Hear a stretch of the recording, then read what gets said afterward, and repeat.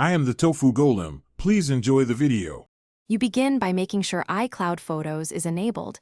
This syncs originals to the cloud so the link will work. Once done, open Photos and select the images or album you want to share. Tap Select and choose items quickly. Make sure you know how you'll send the link: iMessage, mail, or copy. You're starting the process now, so don't return to settings. Instead, move straight to the Share button and get ready to create the iCloud link. Tap the Share icon and pick Copy iCloud Link, or choose an app to send the link directly. This generates a cloud-hosted URL, not an attachment. While it creates, watch the upload progress. Large albums need more time, so keep the app open. You can configure access implicitly. Links expire after 30 days, and you can remove them to revoke access.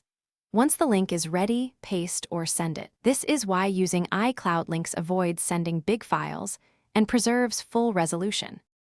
Send the copied link to your recipient. They tap it to view and download full resolution photos without needing your Apple ID. Once sent, manage or delete links in Photos under Shared or Recents.